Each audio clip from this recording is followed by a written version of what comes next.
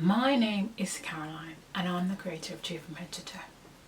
I create this video because cheerleading is an amazing sport where people from all different walks of life come together and everyone has a unique role to play in the success of the team. But in this industry, people can, without knowing, be culturally insensitive. People can do things and say things without realizing they have unconscious bias, and these things can cause trauma that can take years to heal. So I decided to create this video with the help of some amazing athletes and coaches from the UK and Ireland to help people better understand and have empathy for each other. I created this video because I want cheerleading to be the best it can be, and it can only be that if we learn to understand each other, appreciate each other and respect each other and our differences and come together as one. So I hope you enjoy this video. Please share it with as many people. Please use it as a tool to help educate, and just please watch this video with an open heart and an open mind. Enjoy.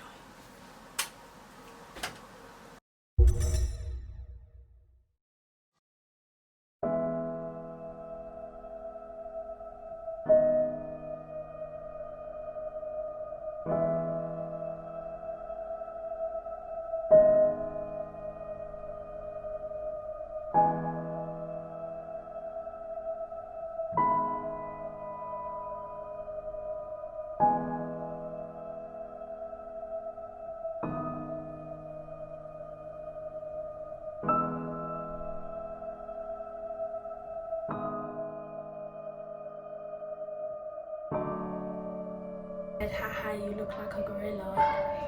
You know, the team with the coloured people on it, the team that has a lot of coloured people in it. I did have to talk to my coach about racial remarks that were being thrown at me at a competition. It's good for a black team. Like, why are we just not good? Like, why are we just not known as, oh, there's that really good team? Quite a few experiences where I felt like the colour of my skin has been a clear defining factor. Cheerleading has a place for everybody, and nobody should ever be made to feel excluded from that.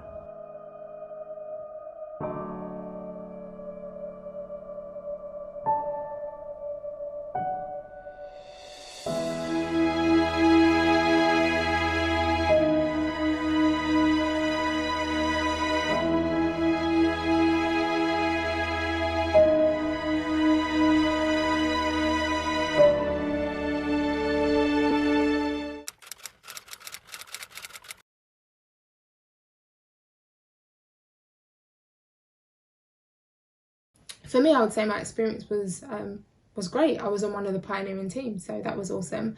The team that I was on was very multicultural as well, so I had a lot of people on my team that looked like me, so that was cool. And then during that time, like back in 1999, there wasn't many teams that had people of colour. We were one of very few teams that had black people, I guess, if you want to put it like that. So for people, I guess, seeing our team, I would say that we was quite inspirational because there was a reflection of themselves. So person watching our team, they could aspire to be just like us, in a sense that, you know, we were one of very few teams who had black flyers. We was one of very few teams who had awesome tumblers that were black. You know, so that was quite inspirational, and that's probably the coolest part about being around in that time. Growing up in what I would call the golden age of cheerleading was absolutely incredible. I will absolutely never ever forget my first PCA Nationals in 2004 when I saw Ascension Eagles, and they were out of this world. They had girls that could fly and do stunts and skills that I'd never seen before, and these boys that were absolutely amazing, such good dancers, such good tumbling, and that was what inspired me, to be honest. I think that being able to see people who looked like me and people of colour do these incredible, amazing things and, you know, really achieve something that I'd never ever seen before, that was truly inspiring. And that motivated me to become a better athlete, a better coach, a better gym owner. And now I think about those years, and my kids, you know, they didn't get to witness that, but it's things that I do talk about and that I am nostalgic about, and it reminds me sometimes why I do what I do.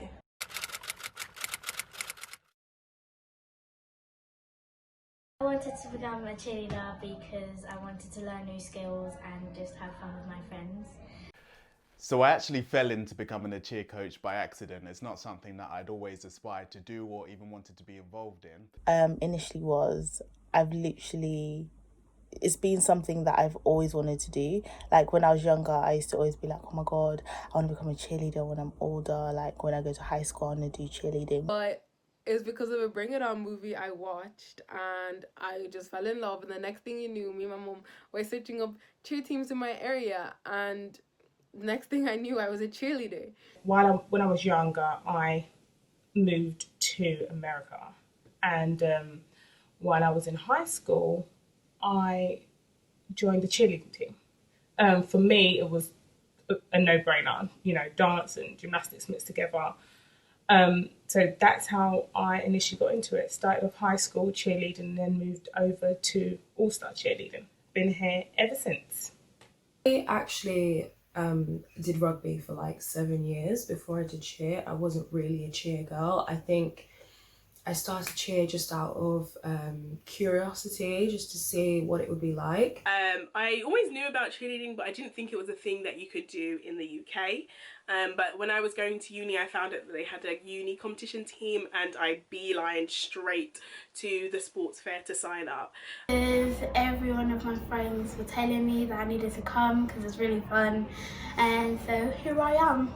I wanted to become a cheerleader because I like to challenge. I saw it being done before, had knowledge about it, and I was really, really fascinated. It was really different. I wasn't exactly the best at other sports as well. So I thought I'd try out. I made the team, and I've now been cheering for 8, 9 seasons. A girl that I used to work with in my job said, why don't you try cheerleading? And I was opinionated straight away. I was like, no, not for me. So then she literally sent me a couple of links of some videos to watch. She sent me Top Gun, World Cup Shooting Stars and all that, and I was like, I was breathtaken by what these athletes would, well, first of all, learning and then putting that out on the floor for 2 minutes first. I was like, that is insane. So then I joined cheer, and ever since that day, I've never looked back. I wanted to become a cheerleader because it seemed really fun to like go to competitions with like everybody and not just do a solo, and like be in a group.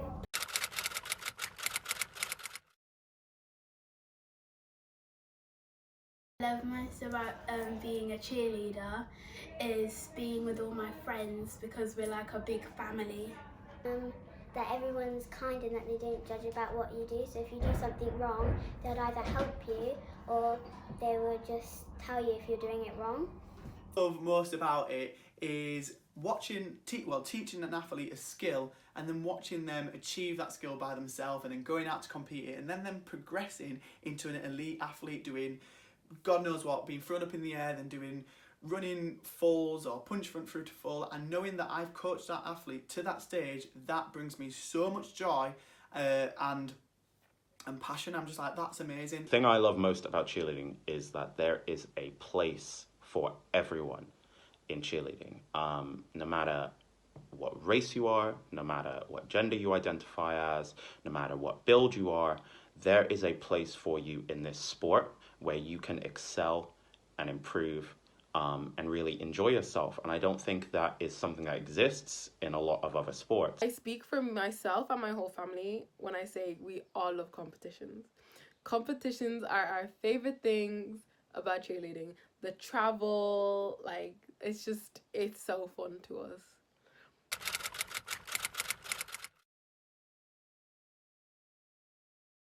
In the program I am at, I am the only person of color. It does make me feel a bit sad because I look around and I'm like, oh, like, I'm the only person there. There isn't much people that look like me, but it doesn't really bother me because everyone's the same on the inside and the outside. So, and I know because we're like all the same and we're all friends and we're a family, so it doesn't normally make me feel not sure of anything. Second year, well, yeah, those are 2 years that I did cheer with that team anyway. I was literally like one of 3 people of colour, not even just black people of colour. There are quite a few people who do look like me on my cheerleading programme. I would say it's never really made much of a difference to me. I mean, the programme I'm on, we are very, very diverse.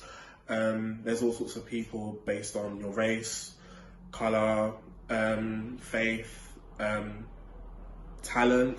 So I guess I'd say it makes me feel just like being my normal, natural self. I don't feel out of place or that I feel like I have to put on an act.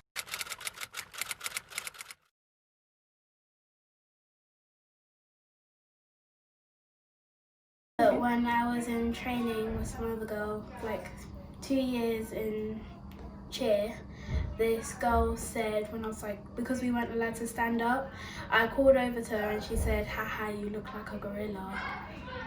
Oh, Eliana! And did you ever speak to anyone about it? No, not really. I didn't really know what racism was then, so I didn't really know what it meant. But they were all laughing, so it probably meant it was bad. I think comment that stands out to me was somebody making reference to our black training t-shirt being similar to the colour of my skin. You know, at the time when this was said, we don't do anything. We don't respond. We don't react. We laugh with everyone, and then we go home left to think about how someone can, make that connection. In my experience, I have experienced occasions where people on my team have used racism like jokingly through like just small passing comments, like for example maybe like mixing people's names up or saying certain people look like others because of their that are of a similar race, not making as much of an effort to learn people's names and then shortening people's names. So just small stuff that that is probably not intentional, but it is still detrimental. I know it has been a topic of discussion, not in a negative way, just general discussions in terms of just different situations and things like that. It's always come from more on the education side of things, like just learning from, say, my different experiences or other people's experiences. In terms of the difference of things and what we do go through and what we do face in each day.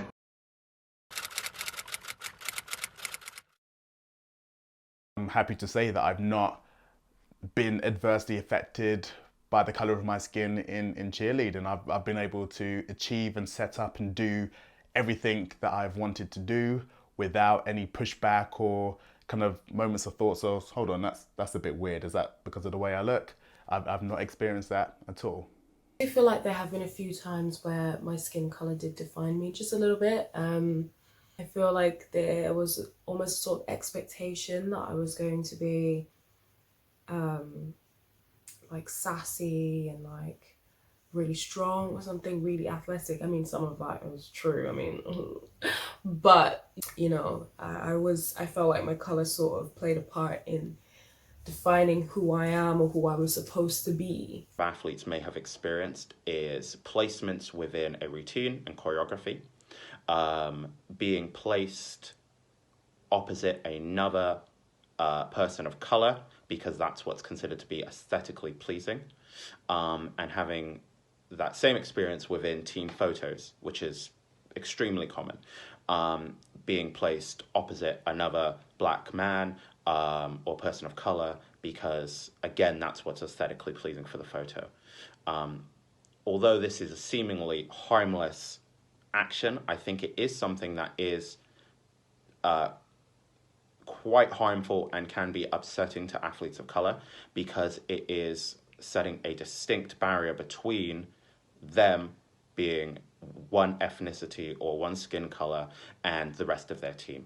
And this is something that I've experienced on multiple occasions and know of other athletes who have had the same experience. Definitely have been defined by the colour of my skin in cheerleading. I used to be on AEC Legacy. We were a team that we had loads and loads and loads of people of colour on our team, and we would go to certain competition and people would say, you know, the team with the coloured people on it, the team that has a lot of coloured people in it, you know, people would come up and talk to me and take a picture, and then their parent might say to another parent, you know, she's from that team, and if they don't know the name, you know, the team with loads of coloured people on it. And I don't know why you don't pick up as racism, and I don't know if it's because of my age at the time, or because actually every time that was actually said, it was followed by, you know, the team that has loads of coloured people in it who are amazing, who are out of this world. So it was always followed up by something positive afterwards. So is it that you almost neglect the fact that they're using your skin colour to define your team, because they then follow it up by a positive, by saying that you're amazing and you're out of this world? So, I mean, it's quite annoying because we had a name, you know, and many people did know us by Ascension Eagles or Legacy, and there were many other teams at that competition who wouldn't have been defined by their colour. No one would have said, you know, they're from that team with the loads of white people. And it doesn't matter how many teams are at that competition that have loads of white people on it. They still had a name, and they, you know, you still remembered it. So why did you not remember our name? Why was you defining us by the amount of coloured people that we had on our team? Like, we're Ascension Eagles. We're amazing, and we're not amazing because of the colour of our skin. We're amazing because we worked hard, because we were a force to reckon with. We were family, and I think that family element was what really truly made us amazing. So, you know, credit where it's due, it was our talent and the way we worked together, not because we had so many black people on our team.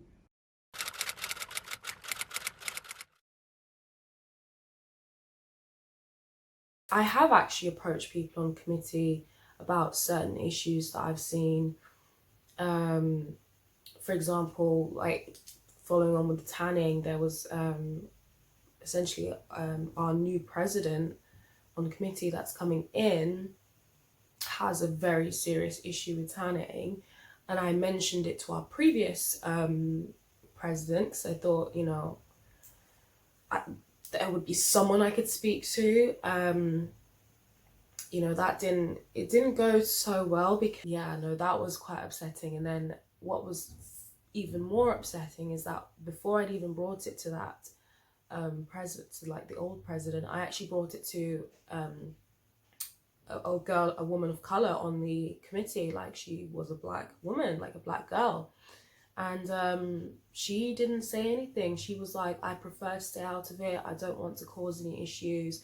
And that was really upsetting because, you know, as a black person, you really hope that whoever's on committee that's also black or that looks like me is going to be really helpful to like represent me and just represent a black voice in general. Just so to see that they sort of jumped out of that and like passed the baton and tried to like get out of it, that was really, really, really upsetting. And I feel like we need to be a bit more careful, not only with, you know, people that are not of colour, that don't understand and need education. We also need to make sure that our people of colour are actually going to speak up for us. I could, because obviously you're the same colour as me, so it would be a little bit more easier to speak to someone the same like as me if they have somebody the opposite of me, so I would feel a little bit more comfortable.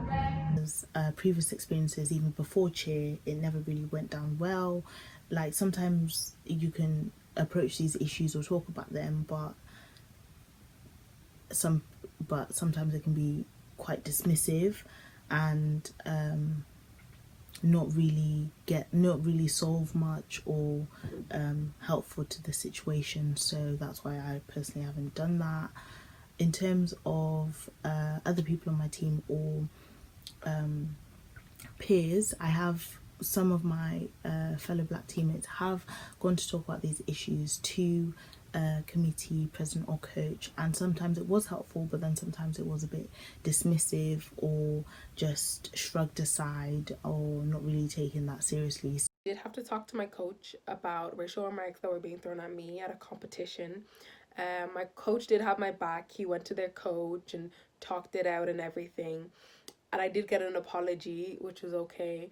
But I thank God that my coach supported me and he didn't just was like, oh yeah, go deal with it by yourself.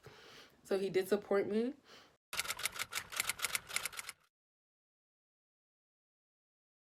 I was a bit apprehensive for running for positions on committee because there wasn't really much diversity within committee. And when I looked even before I joined, when I looked at their social media and years before that, I didn't really see a lot of diversity within committee, so I was a bit apprehensive in running. When I did run, and in the end I did win, which that role, because I ran for president, it is you will have to delegate responsibilities and stuff like that. So I was a bit apprehensive as in how people might take that, because obviously as Black people we're naturally seen as more strong or dominant or those traits, and I know being labelled as the aggressive as a Black girl is very detrimental, so I didn't want that. So I was always cautious of how I would do things. I may not do things as directly just to avoid that. So yeah, but that was my experience, and in the end it was the best thing I could have ever done. And I would encourage anyone else who is a person of colour, Black, to run for these positions, because this is the representation that we need, and I promise you it will all work out in the end. I never felt like that because that's something I love, and if I really want to do it, then I'm going to do it. If people say you can't do that because you're not the same colour as us, I'm not going to care about that, because that's what I want to do and that's what I love to do. So I wouldn't really care what other people say about that. So I've never been discouraged to apply for a position or an opportunity because I felt that there's been a lack of diversity.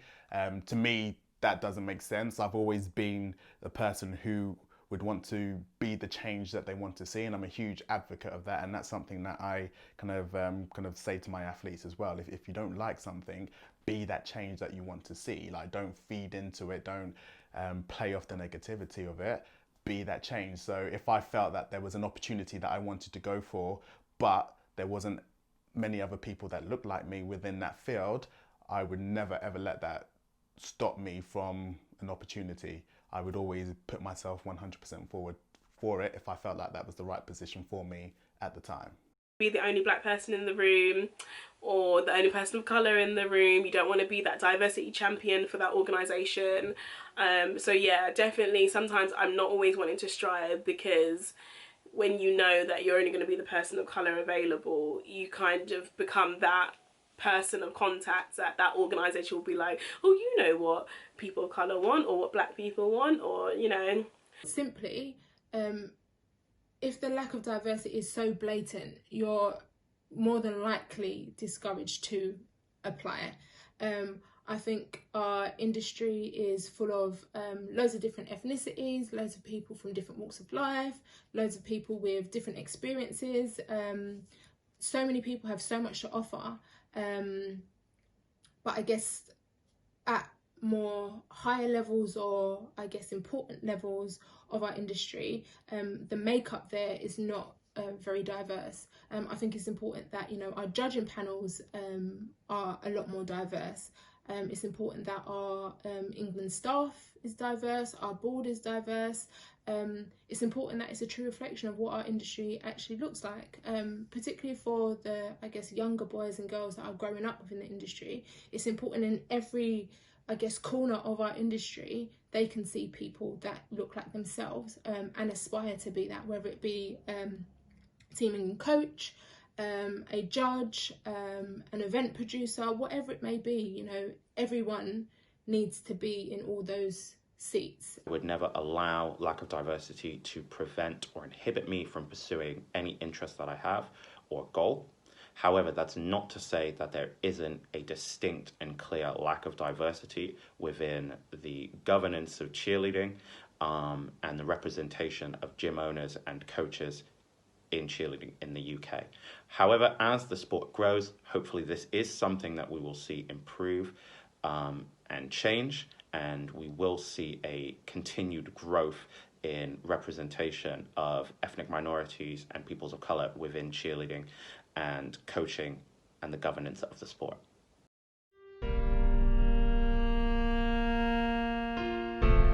Feel like the governing body should be a fair representative of all the participants that are involved in cheer. I think that, as a gym owner, I'm conscious of the advertising we put out, the marketing that we put out.